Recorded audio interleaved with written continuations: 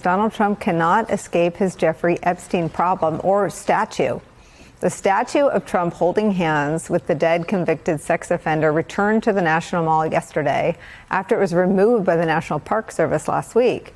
The statue has a title. It's called Best Friends Forever. It includes a plaque that reads, quote, "In honor of Friendship Month, we celebrate the long-standing bond between President Donald J. Trump and his closest friend, Jeffrey Epstein," end quote. The group responsible for the statue tells Axios in an email this, quote, "Just like a toppled Confederate general forced back onto a public square, the Donald Trump Jeffrey Epstein statue has risen from the rubble to stand gloriously on the National Mall once again," end quote. The Epstein case also being kept in the news today by Donald Trump's own pick to be the country's commerce secretary, a man named Howard Lutnick. Howard is facing mounting calls to testify today before the House Oversight Committee in the Epstein investigation after he made these bombshell remarks.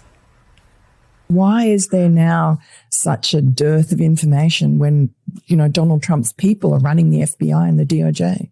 I assume way back when they traded those videos in exchange for him getting that 18-month sentence, which allowed him to have visits and be out of jail. I mean, he's a serial sex offender. How could he get 18 months and be able to go to his office during the day and have visitors and stuff? It must have been a trade. So my assumption, I have no knowledge, but my assumption is there was a trade for the videos because there were people on those videos. What? Quote, how did he get 18 months? He's a convicted sex offender. On that, I'm with Lutnik. Joining us now, Democratic Congresswoman Jasmine Crockett of Texas. She serves on the House Oversight Committee, which is investigating the Epstein case. Mara and Basil are still here. Congresswoman, you want to talk to Howard Lutnick, too? Absolutely. Listen, I mean, he said, I don't know. But one thing is clear. He knew enough to know that he did not want to hang out with Jeffrey Epstein and that he was his neighbor. He talked about the fact that he was into some questionable things. So I'm sure he's seen people come and go, and he seems pretty confident that there were videos of this. So I would absolutely love to kind of dig in a little bit more and at least get a list of names to work from and start to kind of build backwards and do the work that Alex Acosta and that DOJ failed to do. Well, he says in that interview that they, quote, shared a wall. I don't know what billionaires have for home alarms, but like a Ring camera would have probably picked up some images. I mean, do you want to see his surveillance footage if he has any? Oh, absolutely. I mean, if he still has it, for sure.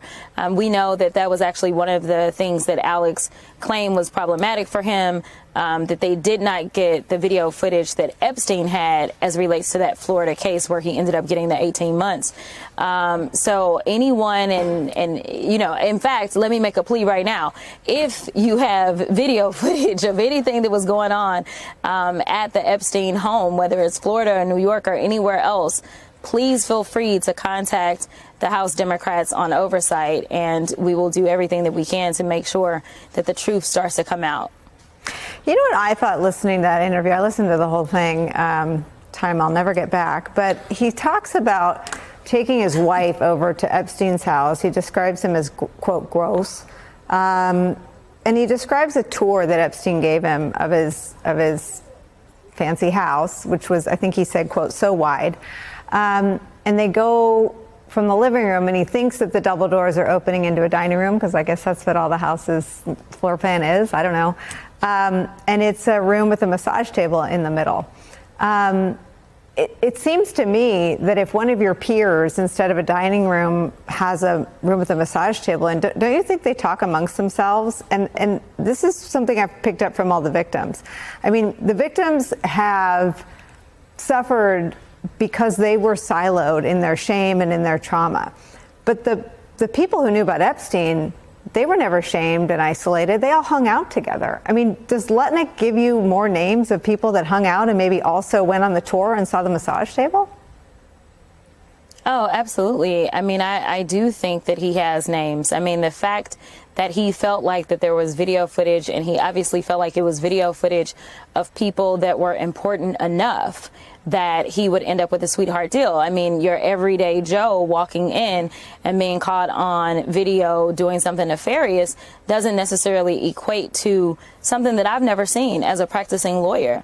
I mean, the amount of allegations that they had against him at that time, and then for him to get that little amount of time, in addition to, as he already laid out, he had privileges that afforded him an opportunity to continue to commit crimes, and everyone looked the other way. I mean, this was like the nightmare that would not end. And even now that Epstein is gone, it's still a nightmare, because you have people like the president of the United States saying, oh, no, this is nothing more than a Democratic hoax, and consistently, really invalidating what these victims / survivors experienced. Congresswoman, I wonder if it's enough to bring Acosta back, that Donald Trump's own Secretary of Commerce believes that I just want to get his quote right, that they traded those videos. How else could you get 18 months? He was a convicted sex offender.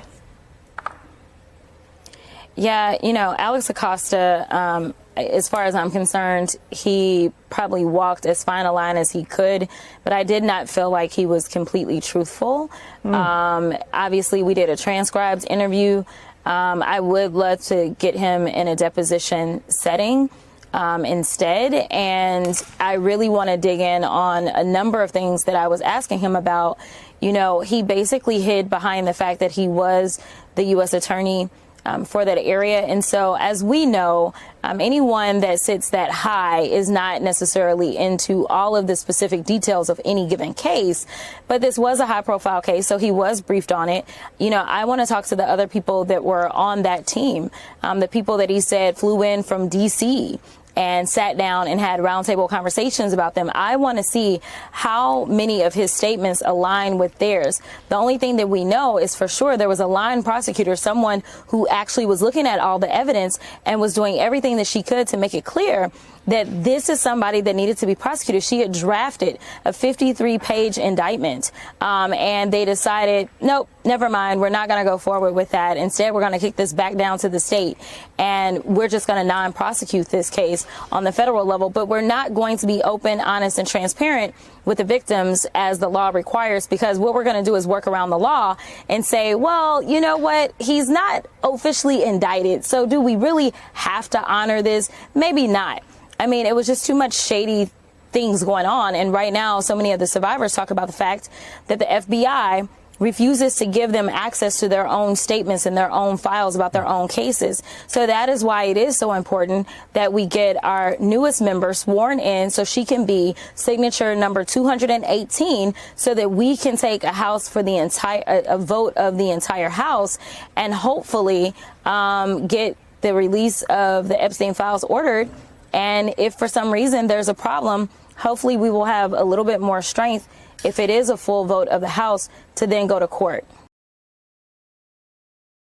Wow, so let's just talk about the political earthquake you just witnessed. What you just saw was Donald Trump's handpicked nominee as Commerce Secretary, Howard Lutnick, publicly state his assumption that the Trump-era DOJ traded Jeffrey Epstein's blackmail videos in exchange for that famous sweetheart deal.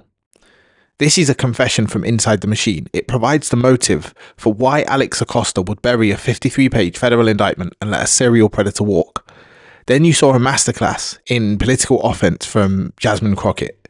She didn't just react, she weaponized his admission in real time. She established his credibility as Epstein's neighbor, then immediately called for his testimony and put out a public plea for evidence. She elevated a TV gaffe into an official line of inquiry for the House Oversight Committee. This moment shatters Trump's claim that this is all a Democratic hoax. When your own guy is explaining the logic of the cover-up, the game is over. The pressure to get Lutnick under oath and to finally release the Epstein files is now at a breaking point. So what do you think? What was the most damning part of the video for you? Let me know in the comments below, and if you believe that this kind of analysis is important, show your support by hitting the like and subscribe button, and don't forget to hit the notification bell so you never miss a video. Thanks for watching.